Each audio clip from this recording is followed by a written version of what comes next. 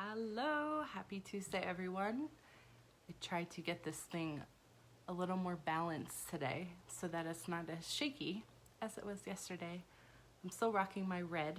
I'm doing the whole red thing today. I haven't worn this a while, so I was excited. So, how are you doing? Let me know how you're doing in the chat if you hop on, or if you're watching the replay, #replay. So tonight I want to talk about being a recovering perfectionist, and I know everyone can relate to this, but specifically my message, I truly believe that the souls that are supposed to hear this message around the world are going to hear this message the way that they should. And so I am going to start with a little story about what I did this summer. So as most of you guys know, I grew up in North Jersey. I moved to Westchester, PA to study my undergrad and ended up getting a job in Chester, PA, which is just a little south of Philadelphia. I was there for about 10 years, and then I just got a new job out in Utah, in Sandy, Utah, which is just south of Salt Lake City. So I love to be just like a little bit outside the city because that allows me to have all the fun, go outside, enjoy the outdoors. I'm a big outdoors person. And then also enjoy, the city, the restaurants, the good food, the good drinks, all the fun things. So when I got here, I was like, I really want to try something new, something outdoorsy. Let's go jet skiing. So I got on the jet ski, and the first thing that I did was I was determined to be great at doing the jet ski. So I got on and I pushed the gas, and immediately I just like when you first learn to drive, I just squeezed onto the handlebars. And I don't know if you guys have been on a jet ski before, but if you pull too hard to the side, in the water, it kind of goes like this. And so what happened was I was trying to balance on the water, and I was holding it so hard when I would hit the gas a little bit, I would go off the gas and then just stop and be like, okay, this is not working, okay? And then I would zoom, and then I would go boop, boop, boop, boop, right? And then eventually I realized, you know what, Melissa, if you stop holding on to the handlebars so tough, they would relax and you would be able to just, instead of going like this, it ended up evening out. Plus, you also need speed, as in skiing or any other fun sport that's outdoors. You do need a little bit of movement, even riding a bike, right? Most of you guys have ridden a bike before. You need to have that speed in order to maintain the balance of going like this. So I ended up going back and forth for a little while, and eventually I was like, oh, if I don't pull too hard, I was able to balance it and go a little faster and get a little better, until I was like, I got this, right? This is the typical story of anybody learning how to do something new. And if you followed me for any portion of time, I'm really into how the brain works and how things are really difficult at first, and our brain tells us, no, warning, don't do it, no. And then eventually you're able to overcome the thing, whatever the thing was, so that you could maintain your thing, right? So that was my first story about holding on too tight.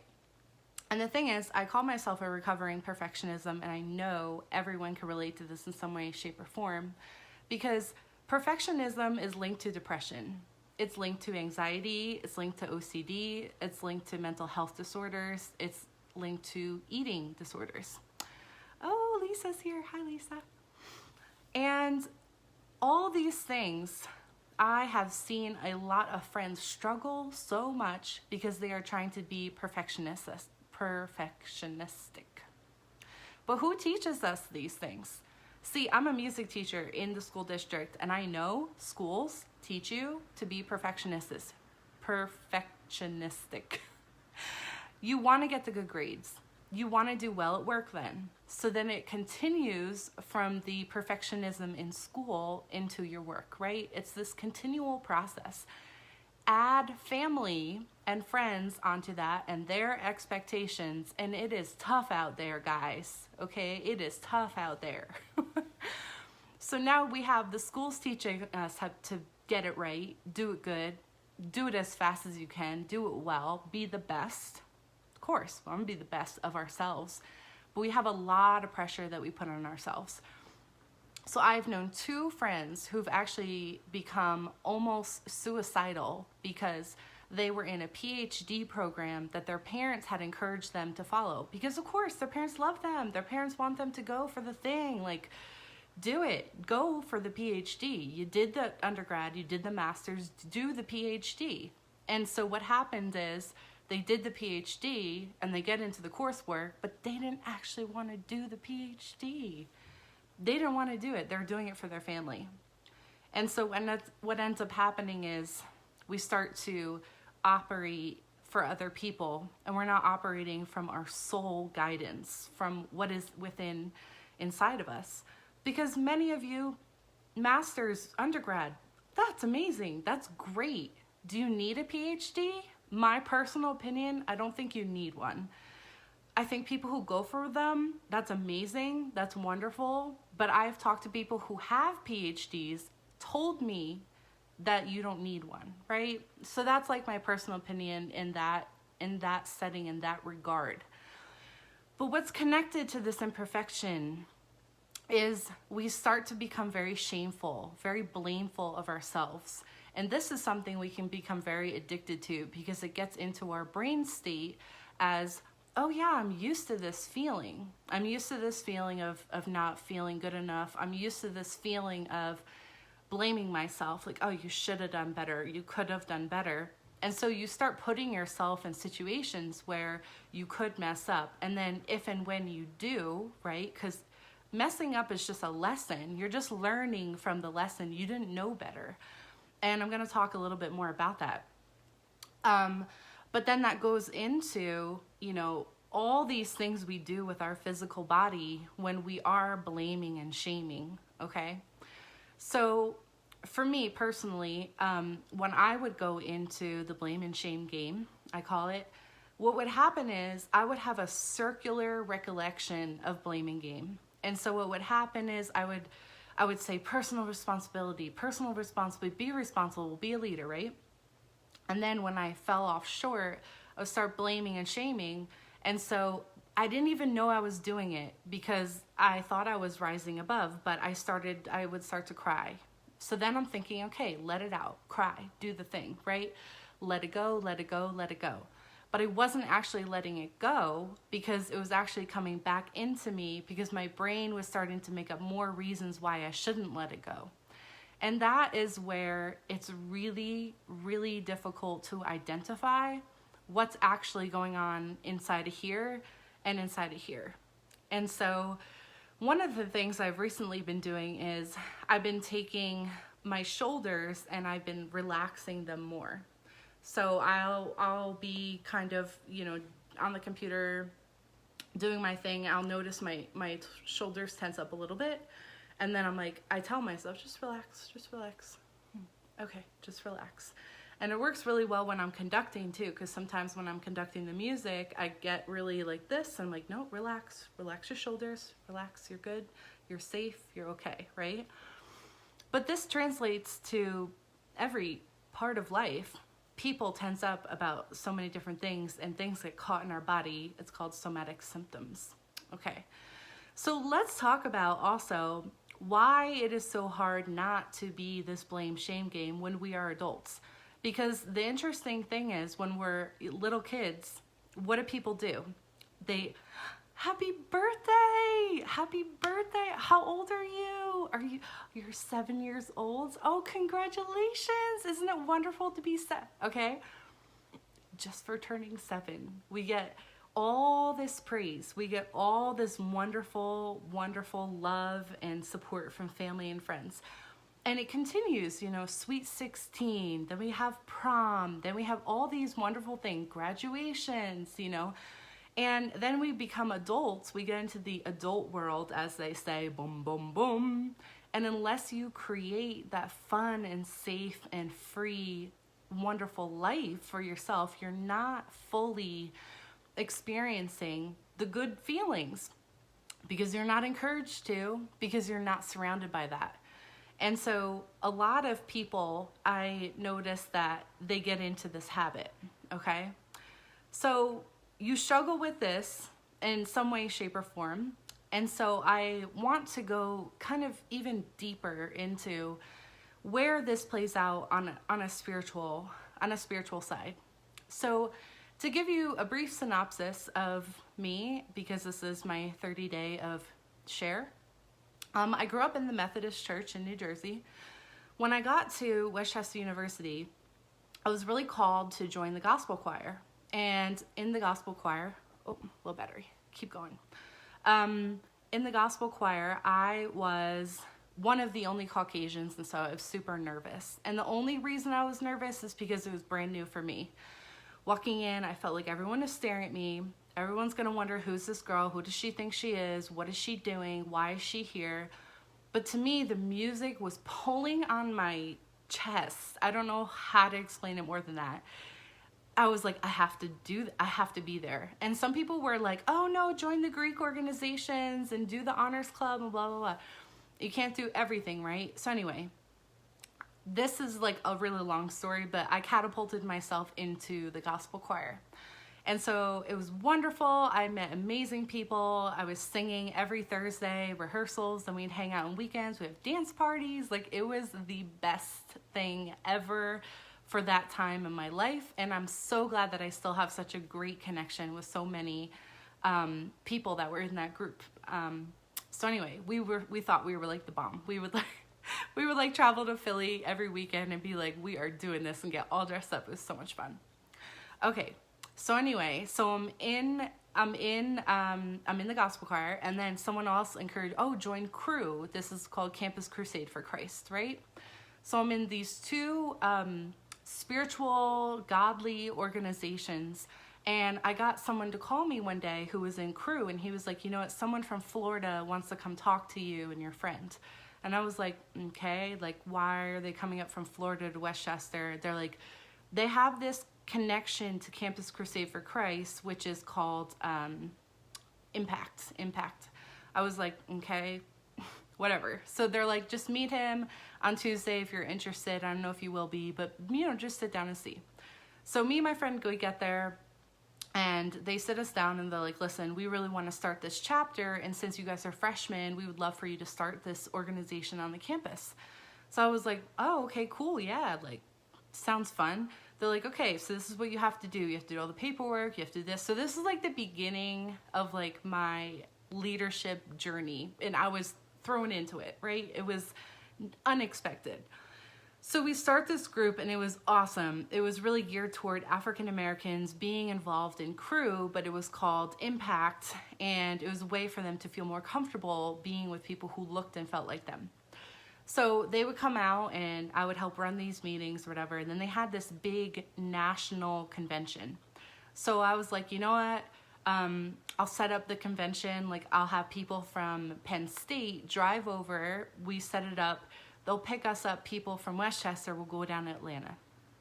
So we meet these people. I wasn't even planning on going. I was like, no, like, I started it, but everyone was like, you have to go. You need to go. You have to go to Atlanta in 2007. I was like, okay, I guess God wants me to go to Atlanta in 2007, right? So anyway, so we get in this van, and we meet these awesome people from Penn State we never knew before. We just met them through, the national organization. We get down there, and like, it's even more like, wow, I am really the only white girl here, And it was all these Caucasians that were helping run the program, but I was like sitting in the meetings. The speakers were coming on stage. I was infiltrated. And I was just like, do I belong here? I just kept saying, do I really belong here? Why am I here? I just kept asking me, why, God, did you bring me to Atlanta in 2007? And so one night, there's a speaker who came on stage, and this is where it's related to, not being enough. And when she got on that stage, I've heard people say, well, maybe someone might have told you you weren't good enough, or maybe somebody, but she went a step further. She looked into the crowd, and she was like, if you didn't get top grades, that means nothing. You are so incredibly important to the kingdom of God, right? Hi, Heather. Thanks for joining. She also said, if you are if you are here and you feel like you're not enough, you're completely enough. So, it was a very spiritual feeling in the room. You could feel it in the room, right? And I'm an empath, so my spiritual embodiment has opened up even more since then. But this was a really powerful moment. So people started falling off their chairs behind me, and they were praying out loud about their lives, and I was like overwhelmed that they were actually speaking these things out loud. Like, I was like, I can hear you, And so then I started like bowing my head, and this is the first time in my life I started to see visuals. I started to see things that had really impacted me in my life, like the Twin Towers going down in 9/11, because I was in North Jersey when this happened. And I was so enamored by this experience, and then I started crying too, because I just felt I was in it with everyone else, right? We were in it. We were really in this moment. And then she even got off stage, like she wasn't even talking anymore, but the message she had for every soul in that room, I knew that's why I was there. I knew that's why God brought me to that moment in Atlanta, uncomfortable and all, courageous and everything, to tell me this message. God told me, I almost could hear him, nothing matters except the journey I have for you. Nothing matters. And he told me that you're a very, very powerful woman, right? And I was like, boom. It was like, it was amazing, and then I started to think about, well, what about, I started questioning in the moment. I'm like, well, what about what this family member said, and like, what about this experience? Like, what did that mean? And it's not like all those answers were given to me, but this incredible peace was just like, whew, okay, Heather, I'll see you later. This incredible peace would just like took over me. And driving back to Pennsylvania, I just remember looking out the window and just being like, wow, this is really amazing. Like this feeling that I have, this immeasurable peace that I have, I've always been told that I was a circle that fit in a square hole. And I don't know how all these people who didn't know each other said the same thing to me many times, but it made sense to me. I was like, I could fit in any group in any way because I have the heart of light. This is not attached to ego, but it's a way that I can see people without them speaking, right? And then having the gift of voice, when people do speak, I can help them even more because I see their potential like huge, right? So I love to work with people from that standpoint of, where are you going next? And then how can we get you there? And so what tends to happen is when I have programs for people to be in these groups of upgrading their video and speaking authentically to their people and sharing their story, they get nervous because they're like, the people who are going to be in the group that you've created, Melissa, they're going to be judging me too. But that's only because it's what you're used to. You're so used to wanting to be that perfection. You're so used to having that feeling of like, I got this, I'm not going to mess up. You don't give yourself a chance to relax and know that there is a specific path for you. There's a path that you're supposed to follow, and it's only you who's supposed to follow that path, right? And I really honestly know that this is the truth. And as you start to believe and trust yourself in this, many, many doors will open for you, as they have in my life. So since 2007, I was able to start a women's empowerment group in Philadelphia. I was a part of a theatrical group. I was able to connect with people in Australia, in South Africa, Nigeria, and Mexico. I had amazing experiences, and I remember thinking, I don't ever want to lose that part of me that I was shown in 2007. And I know for 100% now that I've been through different processes and experiences that's just, there's no way I could lose that part of me because I just want it to always be there, right? So I hope you guys have a great evening. My phone is a little low, and tomorrow I will make sure that I have it charged better. But I can't see the time here, so I'm not sure even where it is. So I'm gonna let you guys off. But yeah, if you catch the replay, say #replay. If you're interested in some other different trainings and things I have, you can join the email list and I can send you the link. So have a great evening, guys, and I will talk to you. Mwah. Much love.